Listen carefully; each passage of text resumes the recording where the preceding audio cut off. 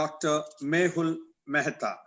Dr. Mehul Mehta will be speaking on innovations and skills for the future hospitals, which is so much necessary, as both Dr. Mohan and Dr. Kapoor said. Dr. Mehta is a Chief Medical Officer at ASG. He draws decades of global healthcare and medical education, life science research. He has previously had leadership positions in prestigious Harvard Medical Institution and Partners Healthcare International.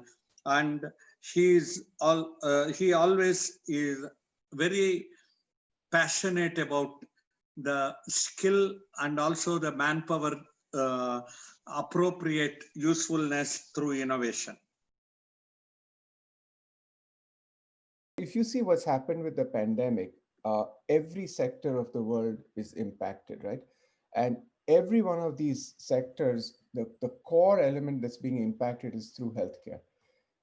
A lot of things happening in healthcare, disruption occurring across the space. But one of the things that's impacted across is the human skills and the human capacity to do these different sectors. In healthcare, this is actually seen in spades, where what we are seeing is the impact on healthcare is across multiple domains. Look at the big domains. There's challenges in implementing digital and telehealth. We had to switch overnight. It's not been successful. We've done the best we can. There's lack of system resilience, right? We've seen systems in most countries struggling to meet the needs of the pandemic and really switch. So flexibility is really a challenge. Systems are under enormous pressure. Some have collapsed. We have a very weak public response. COVID preparedness was extremely weak. Healthcare in itself is under enormous pressure. I work with the American Nursing Institution. I'm on the board of trustees. And one of the biggest challenges we face across the world is actually the mental health challenges.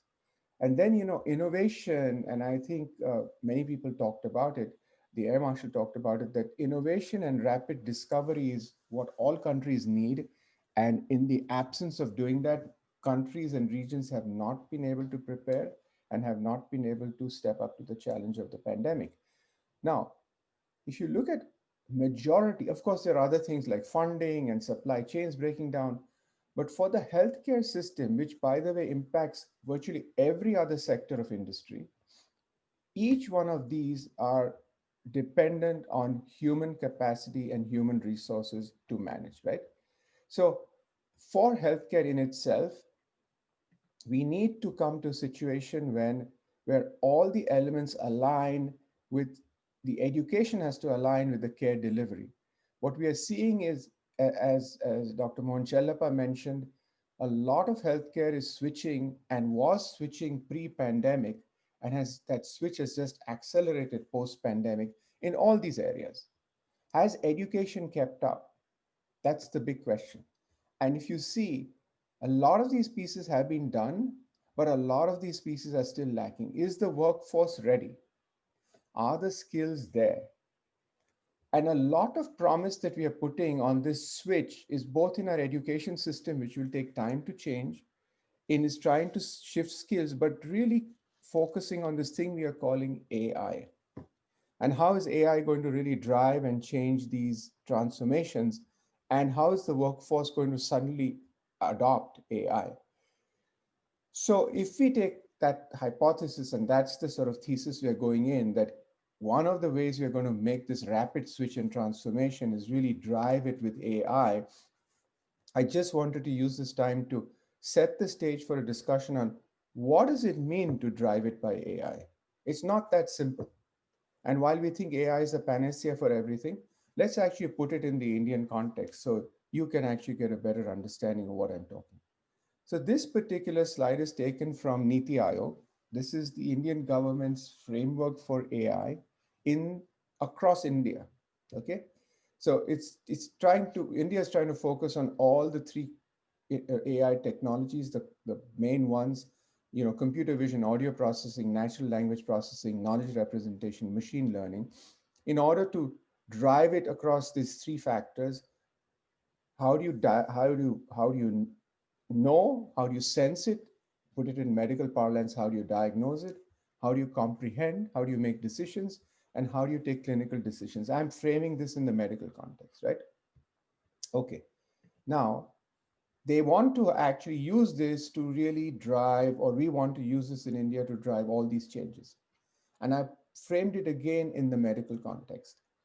Pandemic preparedness, globally, that's a big problem. Okay.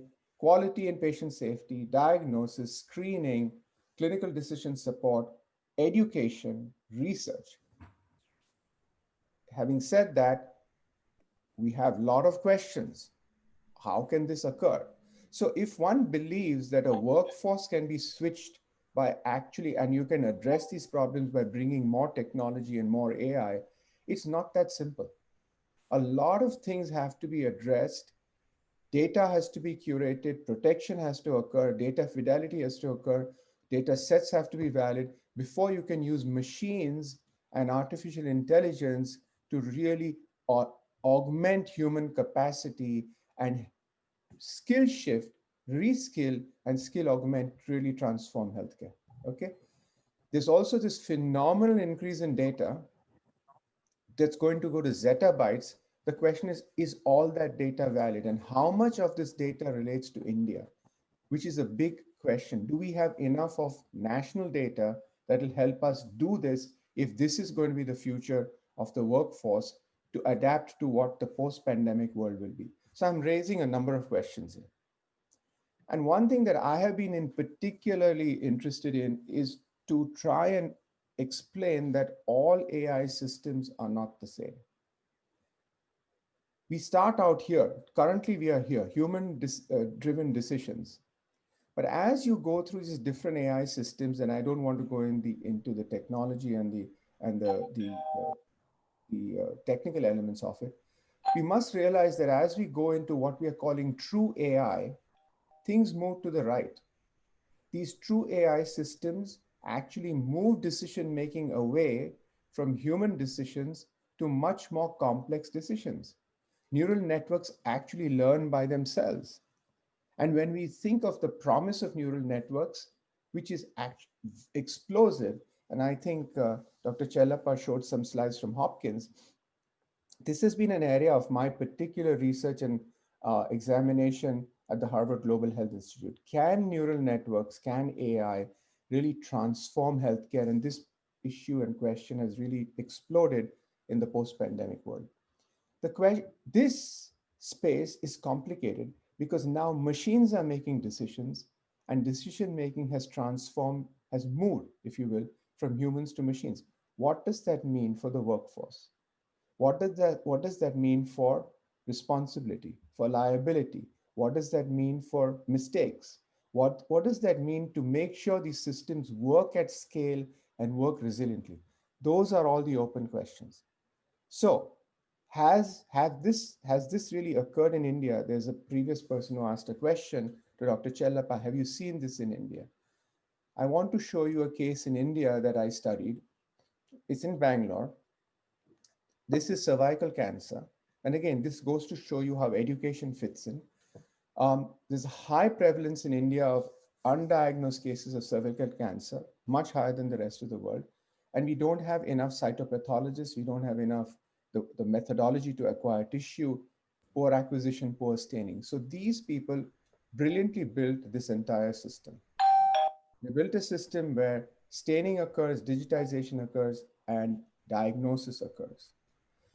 Once the system diagnoses it, who is going to translate it, verify it? They've got cytopathologists, understand it, and then take it to the next step is treat these patients. And herein comes the need for education. Herein comes the need for having a bridge system, a new cohort of people who can do this and actually adopt AI at scale. So while these systems are very powerful, how does this go to scale? How does this go to really adapt, bending the curve in India in the new healthcare paradigm? So these become major issues. And I want to end with this slide. We have to address open questions. If we are using AI and technology to drive change for human skills and educating people in this new world, it'll mean a lot of things, including what is missing currently, our appropriate policy frameworks to support this and make it sustainable so that people and workforce can adopt it, and apply it to really the use that it's meant for, and we can bend the curve of healthcare like we want to. Thank you. Thank you, Mehul. Being in Bangalore, I was not aware of what has happened on cytogenetics there. That was an eye opener. Thank you very much.